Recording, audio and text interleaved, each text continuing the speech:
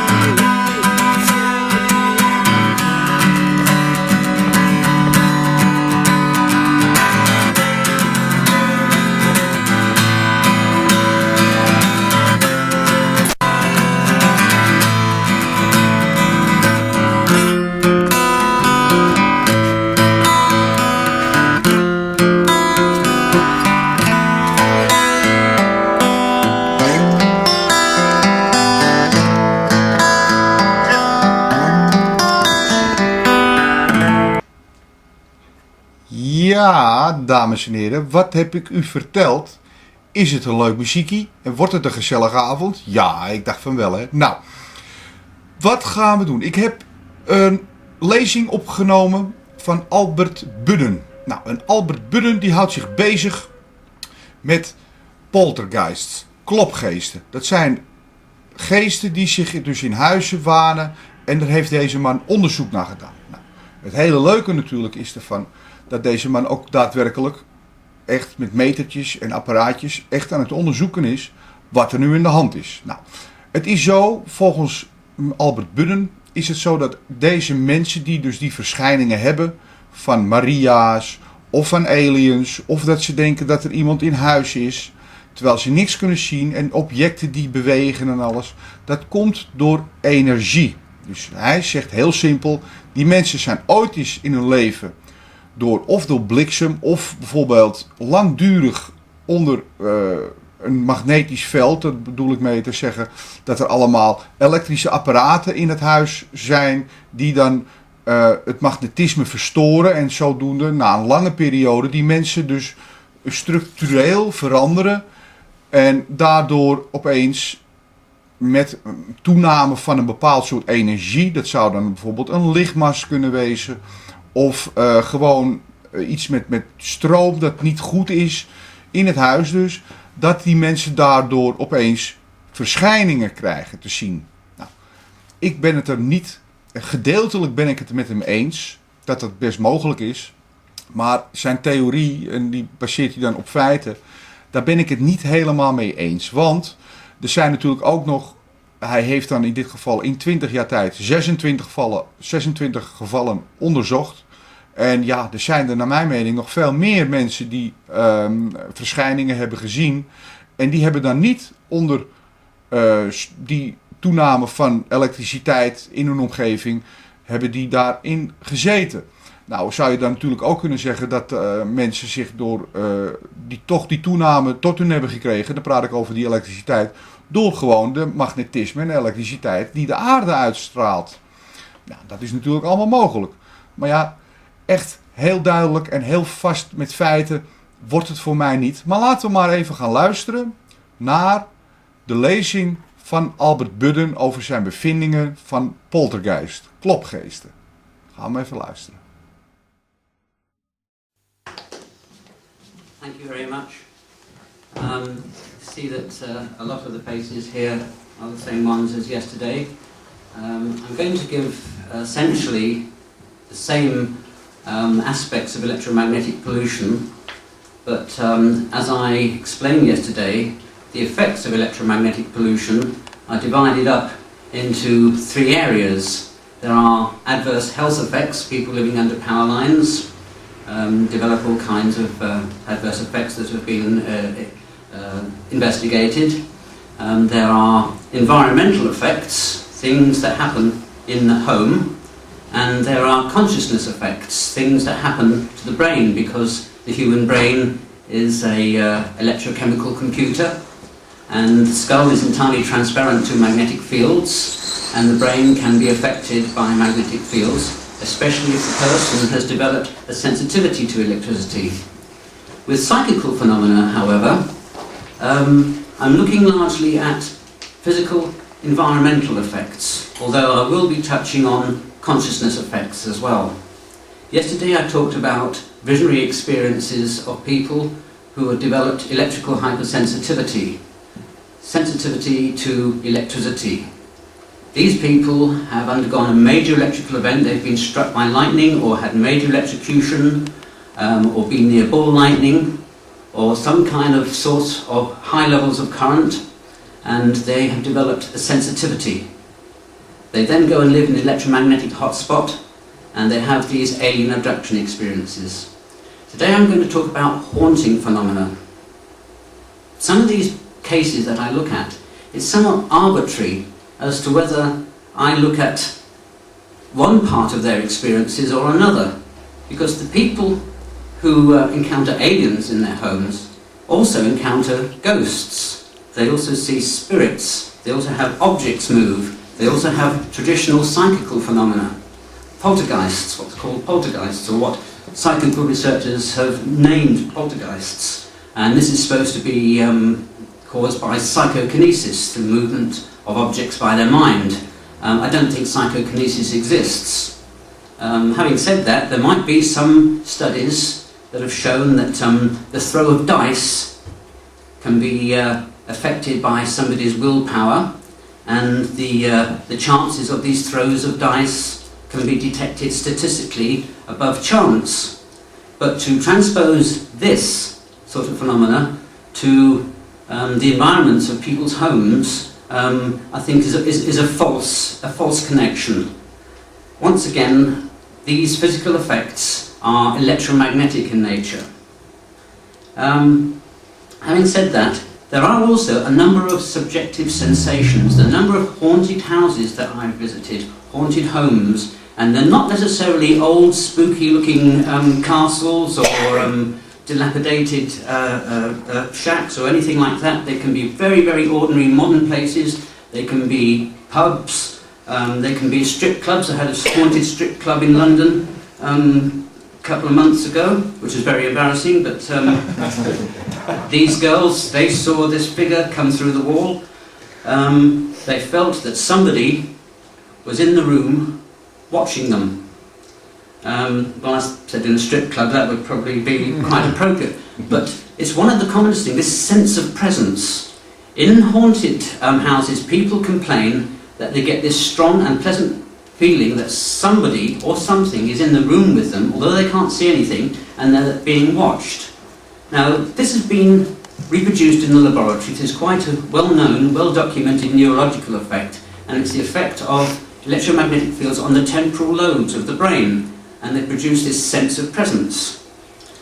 One of the other common phenomena that people talk about in haunted locations is cold spots. They say, I feel very cold. This part of the room is cold. This part of the house is cold. If you've ever walked into a static electric field, you will feel this cold, clammy sensation. I think this is one of the reasons that these cold spots exist. Another producer of cold spots are magnetic vortices, where you get two magnetic fields that meet and cause a spinning effect and the cooling of the air. We saw in the Hutchinson effect that it's not just iron materials that are affected, but liquids, and I've also realised that gases are affected. The atmosphere can be affected and cause spinning effects and causes a cooling effect, these vortices. And these are these cold spots. Another very, very common phenomena, people feel that they've been touched. Very light touches on their arms and legs. This is the stimulation of the nerve endings in the skin by electric fields. They're called mechanoreceptors, and then we've got different ones for to detect roughness, tickle, wetness. The skin is designed and organised to detect sensations like this. For the people who weren't here yesterday, I'm going to go through the same slides showing sources of electromagnetism in the environment, and then I'm going to continue with talking about some cases that I've investigated in these electromagnetic hotspots. I think there's, yeah, okay. Yeah, I think I'll go on to the slides now, if you could, the lights.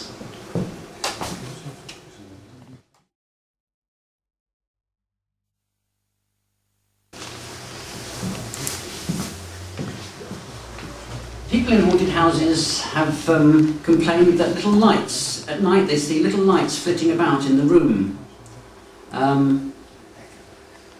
These are called magnetophosphenes. And they also complain of laser-like lights up near the ceiling, flashes of light near the ceiling. Very disturbing sort of effect for some reason. And these can be produced by irradiating the part of the brain called the temporal lobes, will produce these magnetophosphenes, and they're always seen in the upper left quadrant of the visual field. Footsteps are a very common haunting phenomena. People talk about slow, plodding footsteps in corridors above them. When I've investigated these, I've found that under the floorboards, the circuitry is inside metal piping to protect it from mice, basically. And a magnetic field passing through the house will penetrate the floorboards and produce what is called magneto-acoustic effects. When steel or any iron-based material is suddenly magnetized and then demagnetized, it will produce a sharp snap, a click. This is called the page effect. If it's very thin material, the snap will be like the sound of a bullwhip cracking. If it's very thick material, like a metal girder in the walls, it'll be a deep sound, deep plodding sound. After I told somebody about this, they soon after that went for a magnetic resonance scan at the hospital, and they said that the noise that this thing made was exactly the same as the footsteps that they heard in their house. And in fact, an examination of these sounds have found reversed sound curves. Usually a sound starts large and tails off. With these magnetic acoustic phenomena, the sound curve is reversed. So they're quite distinctive in terms of analysing and recognising them with instruments. Electrical equipment malfunction in haunted houses. Televisions come off and go on. Tape recorders stop. Video recorders stop and come on again spontaneously. Some people, when they walk past streetlights, this streetlight interference effect is another haunting phenomena that is associated with these other strange effects. The actual mechanism involved here is called magnetostriction. And basically what happens when a magnetic field irradiates the tiny little electronic components in say, a tape recorder on a circuit board, the little ferrite microscopic components deform. They change shape, and the critical contacts that are essential for the working of the appliance is lost. When the magnetic field drops, these little tiny ferrite components inside transistors then regain their original shape and the appliance starts working again. And this is the mechanism that is called the in-haunting phenomena of these malfunctions of electrical appliances coming on and off. An obvious one is doors suddenly opening and closing. This is the effect of magnetic fields on the steel hinges or on the door lock, pushing the door open or pushing it closed.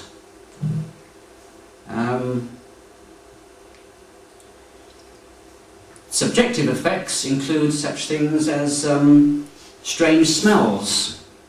They feel that there's some invisible person there. Very often a very popular one that seems to be reported is the smell of pipe tobacco, a very pungent, very distinctive smell. And usually there's somebody in their family who has died that once in their life smoked a pipe, and they associate it with this. But in actual fact, it's a very common olfactory seizure. It's called a focal seizure in the brain, the part of the brain that is responsible for controlling and registering smell sensations is triggered into life. Why it should choose out of all the different smells encoded in the memory there, why it should choose pipe tobacco, I don't know, but it is a very common one. I can only report what I find. They also talk about objects moving. The ornaments move, and sometimes they just twist. Sometimes they move to one side or the other. This is due to something called gyromagnetic movements. When an object is placed in a magnetic field that is very short-lived, a transient, they're called transients, and they're very short-lived, the object will turn, and this is a very well documented effect. This is gyromagnetic movements.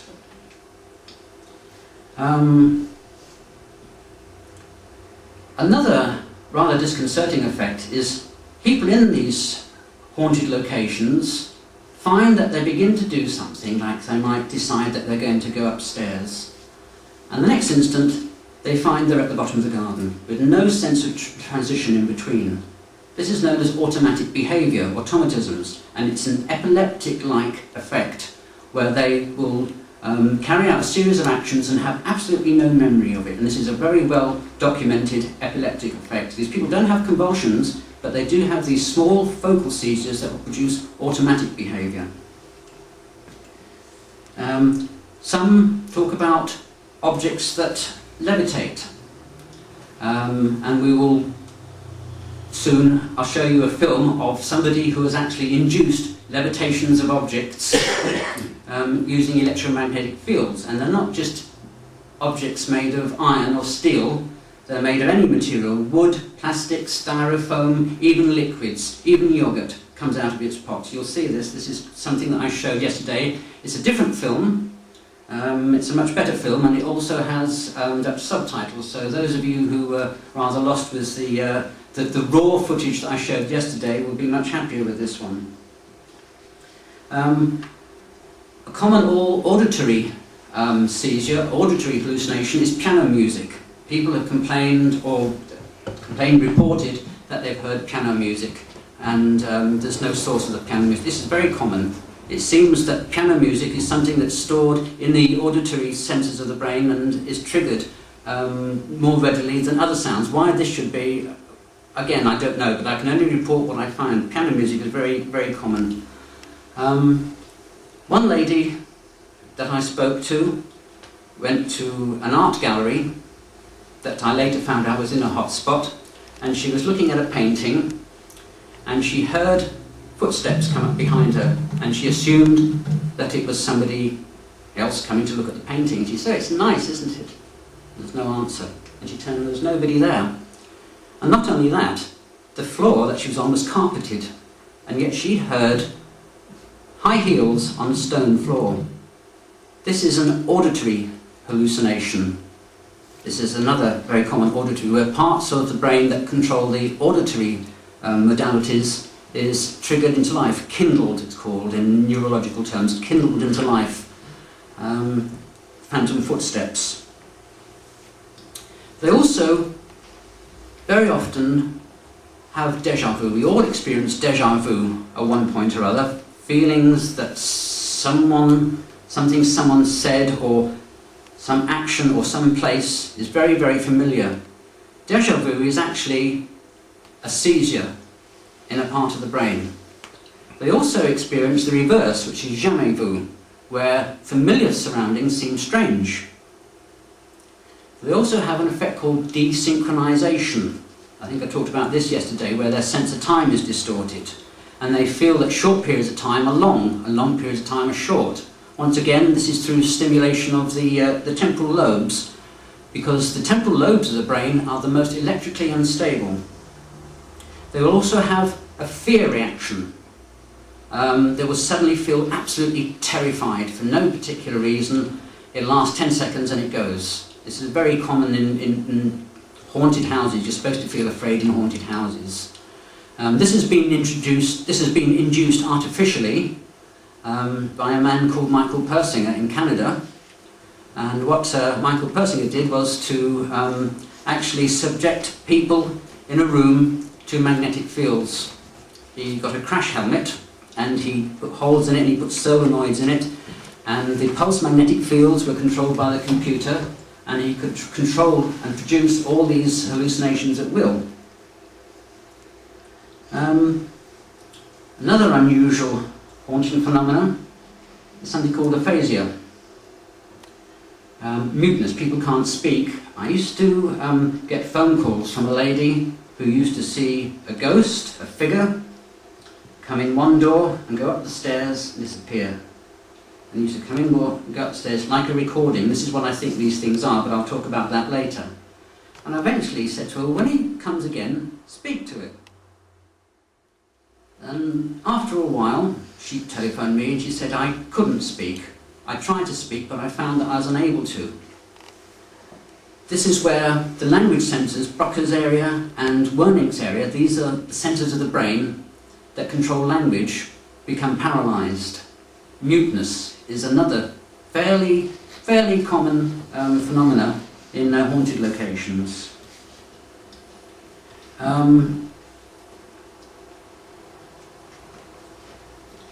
They also experience tingling, and this again is through the stimulation of the nerve endings in the skin. They also find numbness, paresthesia, and this is through a similar phenomenon. A number of people in these hotspot locations have, of course, seen apparitions. They've seen figures, what are called in neurology formed figures. And some of these are definitely hallucinations, but very often the same formed figure is seen over and over again in the same location. And it seems as if these figures are objective phenomena. They're not subjective, they're objective phenomena that are somehow attached to the environment. I call these place memories, and I don't fully understand them. I don't know whether anybody does, but I think they are electromagnetic in origin, and I think they are recorded in the fabric of the building in some way. Very common over natural hotspots, underground water in particular.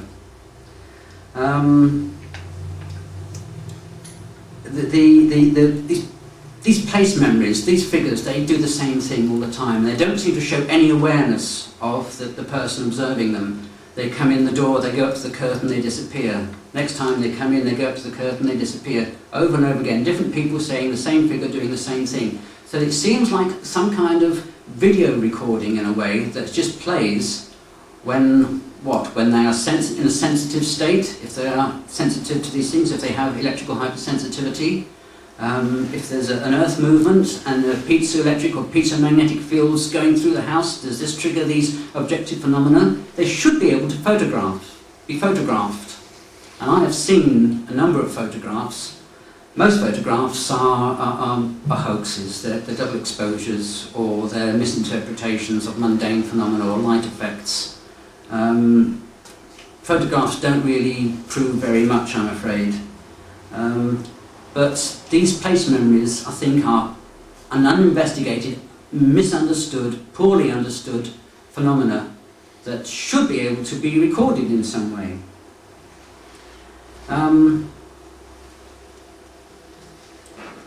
I think I'll go back to the slides now. How's the time going? 8:10. 20 minutes, okay. I can talk about some cases in these 20 minutes, and then I'll talk about poltergeists. Yes, this is the brain. I've already talked about how... Yeah, I think I covered that yesterday. Right, this is a case...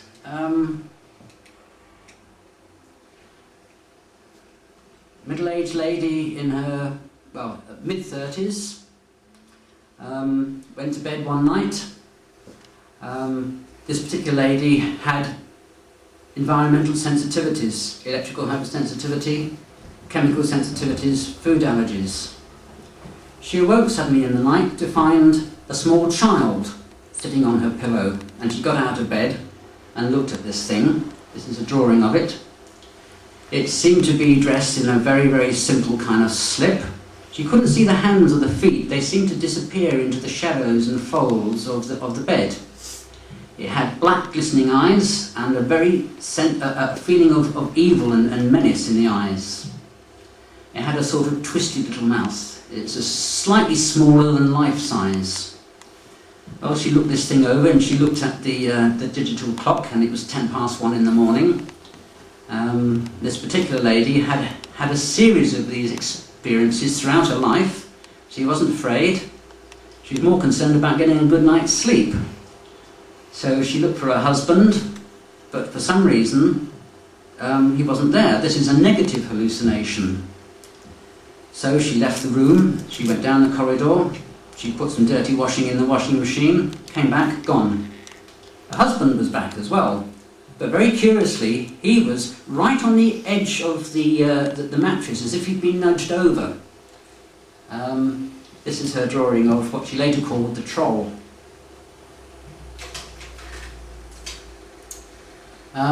This is the transmitter on a police station 400 metres from the house where this experience took place. This has now become inactive, this omnidirectional transmitter.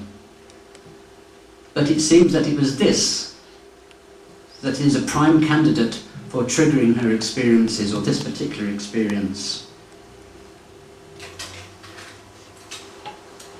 This lady, who makes these out of cloth, this is, happens to be interested in science fiction, Darth Vader from Star Wars. This lady, in her early 30s, very electrically hypersensitive. When she was 13 years old, had a very unusual experience. She was sent to bed through doing something wrong by her parents, and after she'd been in bed for a while, she felt as if somebody had come into the room, and she looked over the bedclothes and couldn't see anybody, couldn't see anything at all. And then she noticed on the ceiling a circle of light, rippling circle of light about the size of a dinner plate. It looked like the reflection of a glass of water in the sunlight. And as she watched this thing, she saw blue drops fall down, like blue luminous raindrops. And gradually these formed into a tall, luminous man, humanoid figure. And this is an artist's impression of this. This humanoid figure, she was paralysed, she couldn't move, she couldn't even blink, water fell from her eyes. Eventually she found a voice, and she said, "Who are you? Who's this? What's going on?" And a voice boomed through her head, "There will be a time for you to ask questions, but that is not now." And then this figure kind of revolved, as if it was being removed from a remote source, and the curtains were pulled apart. Oh, by the way, she lived 500 metres from a major television transmitter called Alexandra Palace. This figure revolved with its head as if it was looking through the curtains, and she heard in her mind a question: "What is the power? What is the power? What is the power?" over and over again. This is the caption on this. She said she didn't know. This was Alexandra Palace, where she used to go roller skating on Saturday. And the figure said, this doesn't matter. And then over the next few weeks, there were a complex, very fascinating series of complex hallucinations involving a large bubble about 5 feet across with a miniature city inside with little people and little cars. And the appearance of the blue luminous being would occur now and again, and he became a tutor for her. It's no coincidence that she was a chronic truant, never went to school, and this seemed to be some sort of compensating factor to improve her education, or to feel that she was being educated anyway.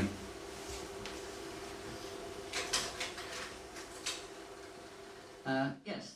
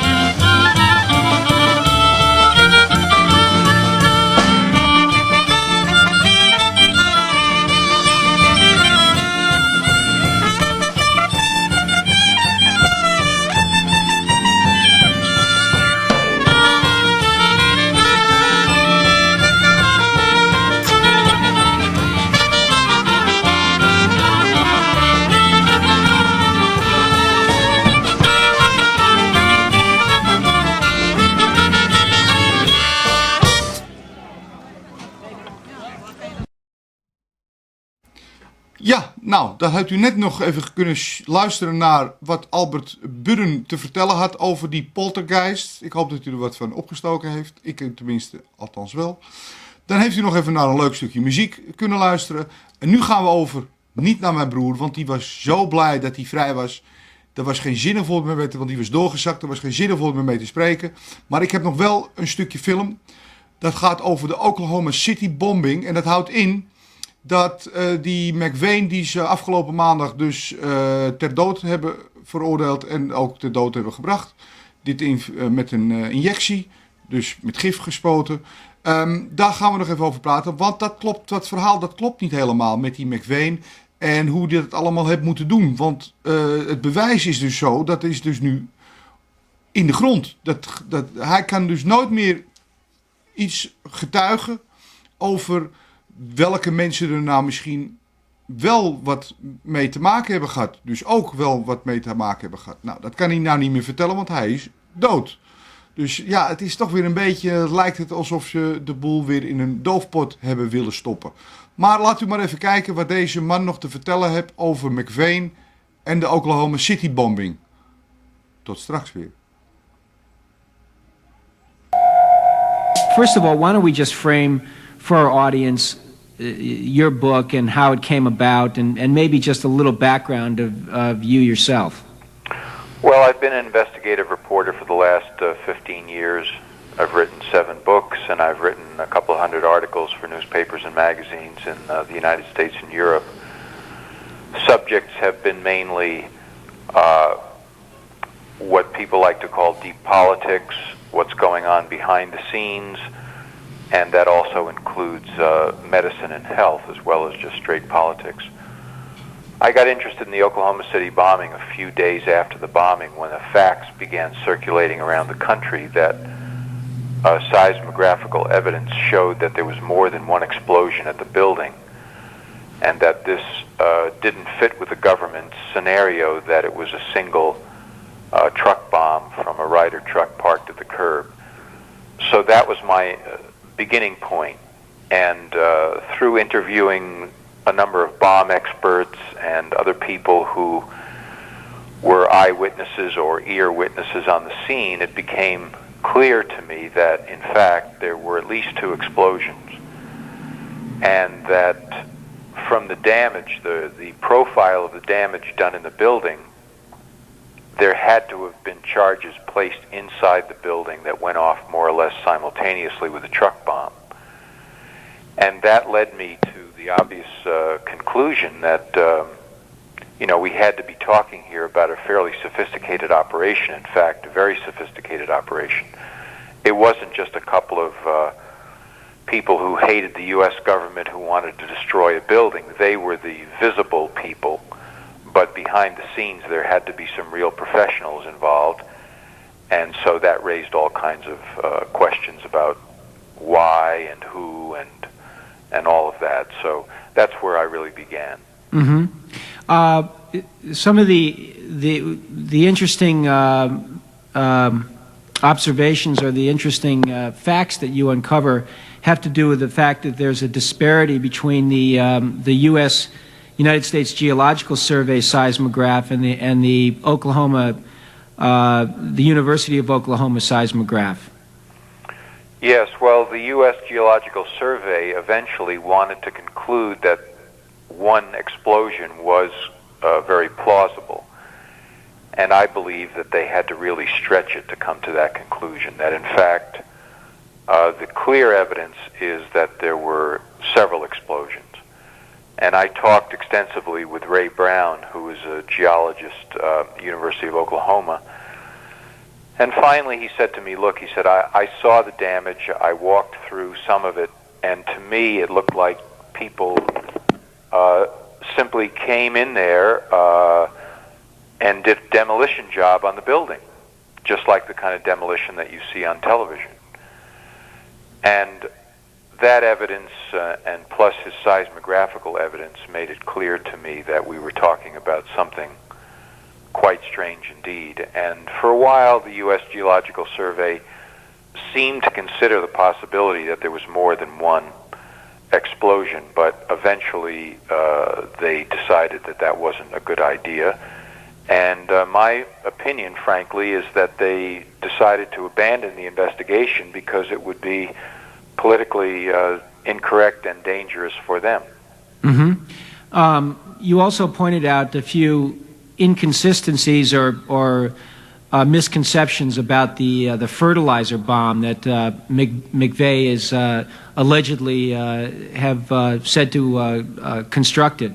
You want to talk about that a little bit and what an ANFO bomb is? Yes, an ANFO bomb means ammonium nitrate plus fuel oil, and information has actually come out since I wrote the book, which I have detailed many times, and that information indicates basically that the FBI lab never really did know that it was an ANFO bomb to begin with. But they simply inferred that from the fact that McVeigh had purchased a large amount of ammonium nitrate and that Terry Nichols had in his possession what's called a prime adet relay system, excuse me, which is a way of detonating that kind of bomb. And the only reason that they decided that the bomb was contained in 50 white plastic barrels was because, again, McVeigh had some of that material in his possession. So we had the extraordinary case of the FBI lab doing no forensic examination at all, but simply making some pretty bald and ridiculous assumptions based on the scenario that the head office at the FBI was floating about how all this occurred. In addition to that, if it had been an ANFO bomb in the truck, and we really don't know, but it looks like it wasn't, it would have been a very difficult piece of work to set off 50 barrels of ANFO so that they would provoke any kind of force whatsoever, because the one thing with an ANFO bomb that you try to avoid if you're going to set it off is airspace. And with 50 separate barrels, you've got nothing but airspace between the barrels. So the whole thing just doesn't ring right. It makes no sense. It was a lie to begin with. It was a cover story. It was a hypothesis that the FBI likes to plug in early in many investigations to assure the public that it's, quote, on top of things. Yeah. So you think that, well, what is your conclusion, or what are your thoughts? I don't want to lock you into anything, but what do you think the cover story is here? Well, the cover story is the cover-up. I mean, the cover story is simply that McVeigh and Nichols probably acted alone, that John Doe 2, whose picture was heavily circulated around the country, really didn't exist at all, that that was a mistake made by a witness, and that, you know, they caught the right people who hated the U.S. government, who were probably plotting in some way to start a mini war against the U.S. government, that these were, quote, patriots or militia types, and that that was the whole story. And I think that that's a ridiculous assumption, and it does a great disservice to the people of Oklahoma City and the rest of the country, because there are obviously murderers loose who killed 168 people that have never been not only brought to trial, but never even been searched for or investigated. What's really going on here is like a triple-decker or maybe more levels of story. It's very complex. It involves a number of different people, probably Middle Eastern operatives, probably people at a, quote, religious community outside of Oklahoma City called Elohim City, where there was paramilitary training going on for people in the white Aryan movement who would come from around the country to learn about arms and explosions and all that sort of thing. That those groups were in some way connected with McVeigh and Nichols, and that this was a very carefully planned operation and meant to be deceptive and deceiving to any investigators who might really want to get to the bottom of it. So this puts a completely different slant on the whole thing, and as to motive, you know, why would this have been done? again, we have several layers of motives depending on which people we're talking about. For the people who were perhaps involved out of that community called Elohim City, there was a hatred of the United States government, of feeling that the government had to be destroyed. These were people, some of whom were apparently looking to start a race war in the United States, white supremacists. They felt this might be a trigger for Middle Eastern operatives who might well have been involved. This could have been revenge for the Gulf War. It could have been revenge just simply against the United States, whom Middle Eastern terrorists tend to view as, the great Satan.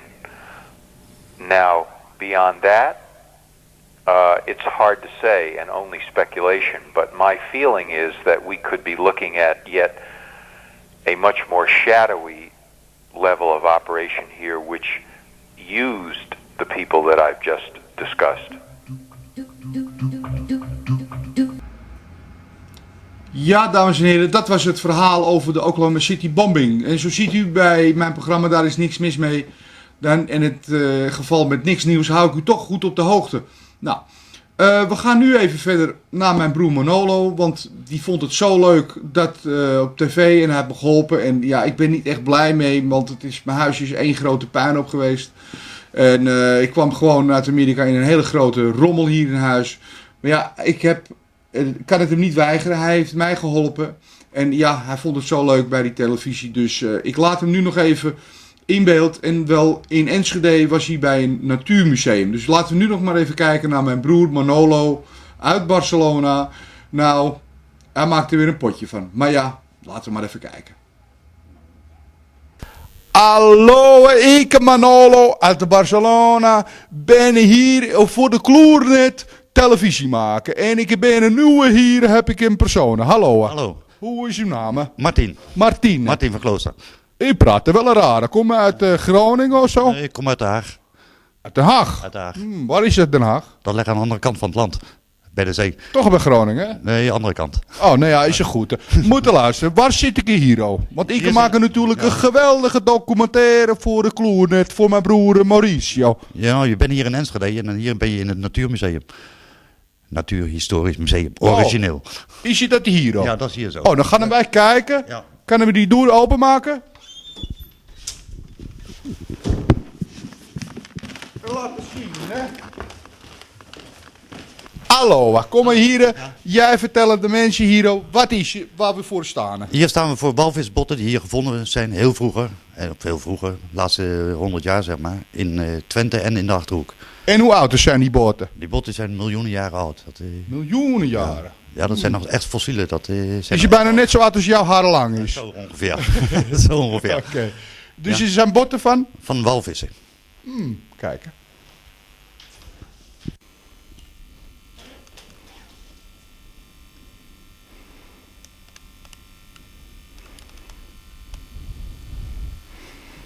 Hallo, hè? Hallo. En nou ben ik hier bij allemaal botten. Ja, allemaal botten. Botten. Ja, dat zijn allemaal botten, dat klopt wel. En waar is die van? Dit is van een reuzenhert.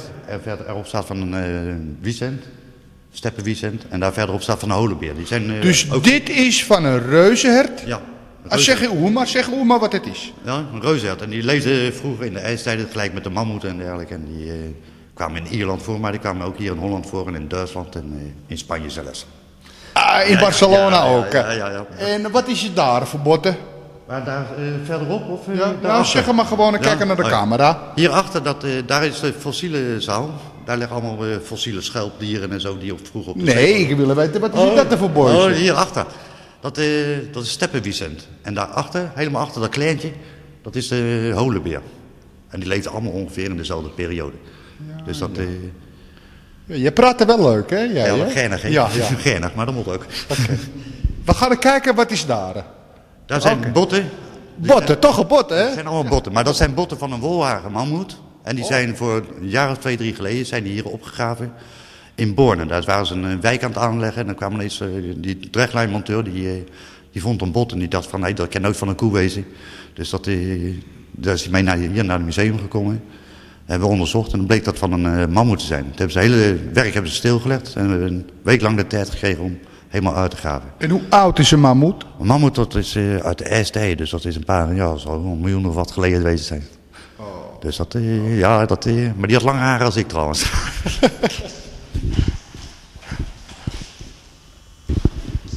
En dit zijn de botten van de... Van die wolharige mammoet. Die wollenharige mammoeten, ja. Dit zijn de ruggenwervels. Die had iets groter als wij. Een grote bot, hè? Ja, maar dat is ook een groot beestje. Grote botten, oké. En grote vele haren. Ja, echt wel. Oké. Nou, we gaan verder kijken wat hebben we nog meer in... Hoe heet hier? Hier in het Natuurmuseum. Ah, Natuurmuseum. Ja. Oké.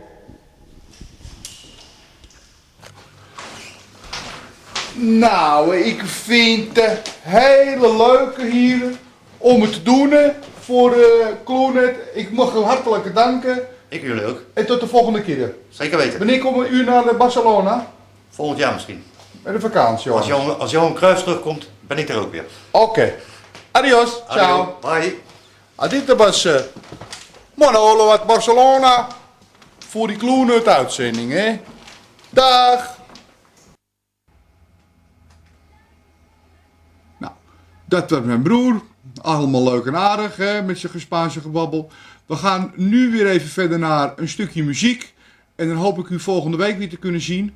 Want u ziet het, hè, bij mijn programma, daar is niks mis mee. Het is toch wel leuk om naar te kijken. Tot de volgende week. Dag.